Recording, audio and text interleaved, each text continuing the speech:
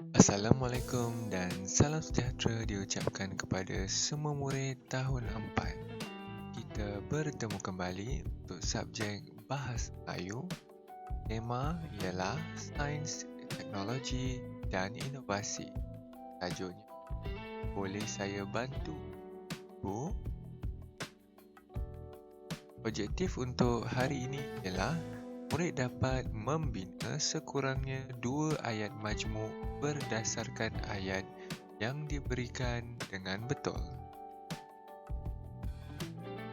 Murid boleh buka buku teks muka surat 113.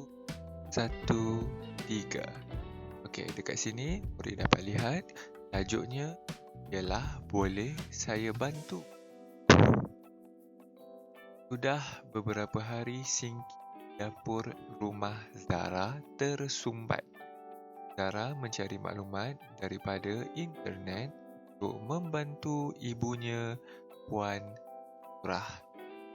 Okey, dekat sini murid dapat lihat ada 2 ayat, iaitu ayat nombor 1 dan ayat nombor 2. Dan dekat penghujung ayat tersebut ada perkataan yang berwarna merah. Okey, jadi kita nak tengok perkataan itu adalah apa.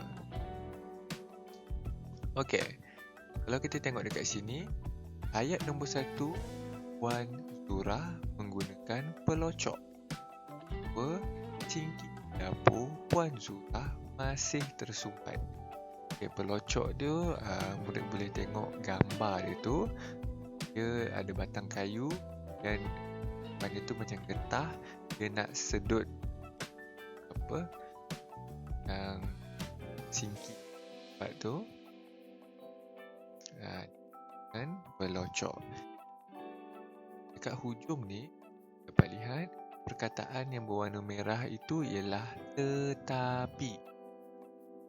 Jadi tetapi ni dia gunakan untuk menggabungkan perkataan nombor 1 dan nombor 2 jadikan satu ayat yang lengkap.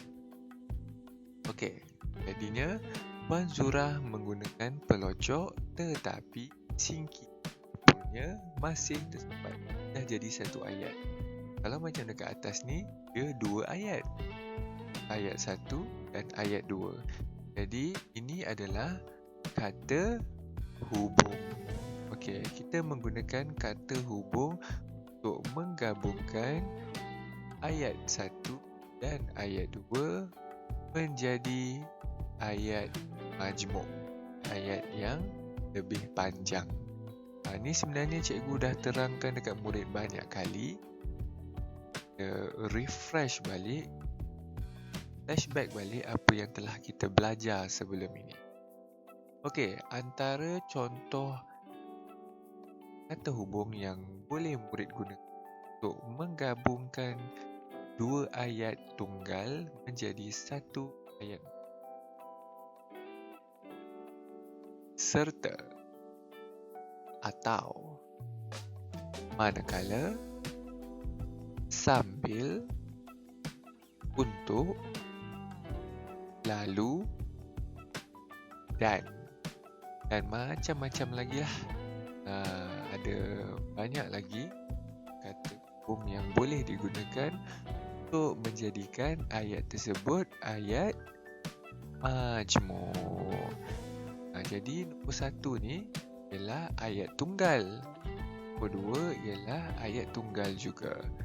Jadi ayat tunggal, kita gunakan kata hubung untuk gabungkan lagi satu ayat tunggal menjadi ayat majmuk. Okey, jelas?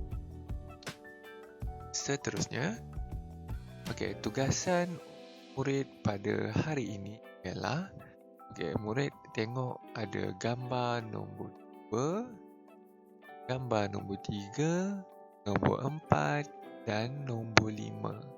Dekat sini ada 4 tugasan yang murid perlu buat. Bagi contoh, nombor 1, tengok. murid perlu membina ayat majmuk berdasarkan ayat yang diberikan dengan betul. Okey. Zara melayari internet menggunakan tablet. Zara melayari internet menggunakan tablet. Okey. Ini adalah dua ayat yang berbeza. Tapi membawa maksud yang hampir sama. Jadi macam mana kita nak gabungkan dia? Okey, dia dah bagikan kata hubung dekat belakang ni, iaitu dan.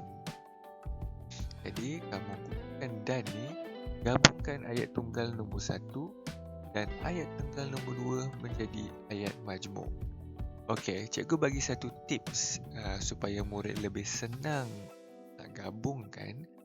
Okey, bila murid tengok nombor 1 dan nombor 2, okey, murid perlu buang ataupun potong mana perkataan yang ada juga pada ayat yang kedua.